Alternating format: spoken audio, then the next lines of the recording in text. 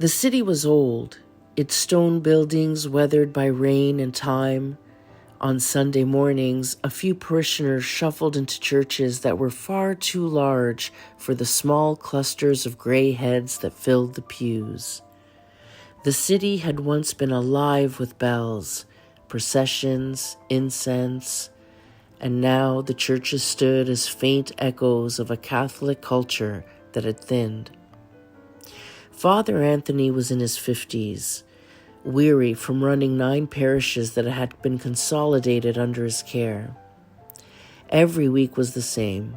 Unlock the doors, set out the vestments, say the Mass, lock the doors again. He still prayed the divine office, but without fire. The Psalms sometimes felt like hollow words. His heart whispered in the silence, "What's the point? Does anything I do really matter?"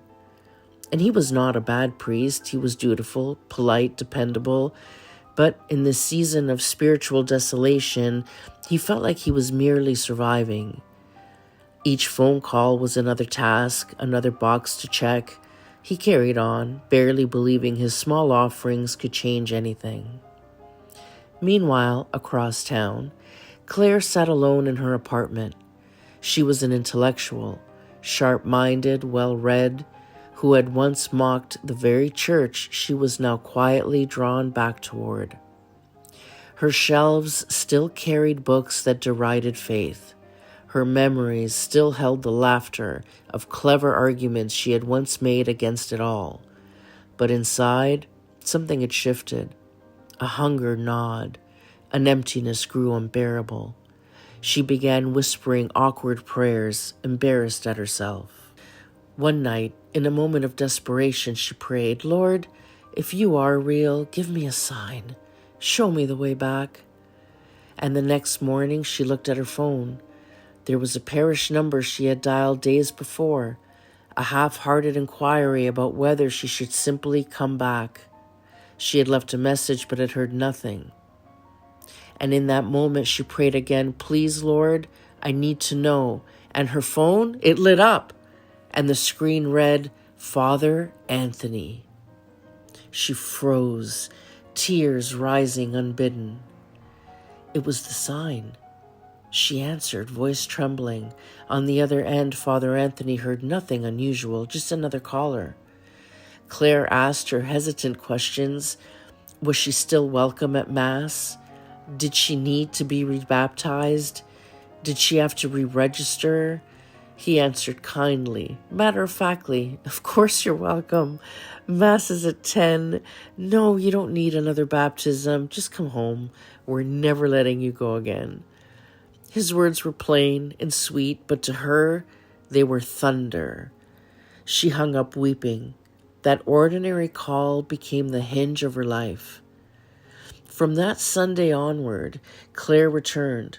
She slipped into the back pews at first, shy and self-conscious, then slowly became a regular face at the front of the church, when a volunteer, then a leader of ministries, and others followed her example, friends, colleagues, neighbors. Over time, she even took vows in a lay vocation. And Father Anthony, he never knew. He never suspected that his bare minimum service had been an answer to a prayer or a miracle disguised as routine. Years later, when he was transferred, the parish hosted a farewell gathering. There was punch and paper cups, lukewarm coffee, and a table of parishioners who wanted to say goodbye. Claire stood in line, heart pounding, waiting for her turn. When she reached him, she looked him in the eyes and said, "Father, you don't know this, but you changed my life. You were the sign God sent when I begged him for one. You welcomed me back when I thought it was impossible. Everything I've done here since then was because you returned that call." Father Anthony blinked, stunned. He had no memory of the moment. "I was just returning calls," he murmured. And she smiled. "Not to me. To me it was a miracle." He walked away that evening bewildered, his heart strangely warm. For the first time in years, the Psalms of the office that night felt alive. How many times, dear listener, have we been part of miracles we never recognized? And by the way, this was a true story. The names were changed to protect privacy. How many seeds have we planted with a word, a gesture, a small duty faithfully carried out? Seeds that blossomed into conversations, conversions, healings, vocations, or acts of charity we will never know. St. Paul reminds us, I planted, Apollos watered, but God gave the growth. You'll find that in Corinthians 1. So it is with us. Our task is not to measure the fruit, but to remain faithful. Priests especially carry this hidden burden. Their sacrifices are often invisible.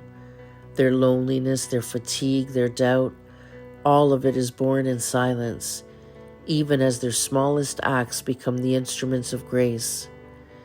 Like artists who die unknown, only to be celebrated generations later, many priests, many saints, many everyday people never see the harvest of what they sow, but God sees and God remembers.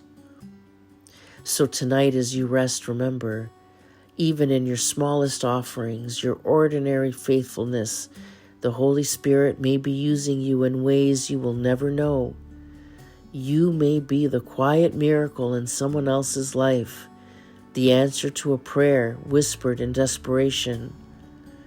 So sleep in calm assurance, God is at work, even in your weariness, even in your doubts, even in your desolation. His grace is alive in the hidden, in the unnoticed, in the forgotten. Rest now. God is in control.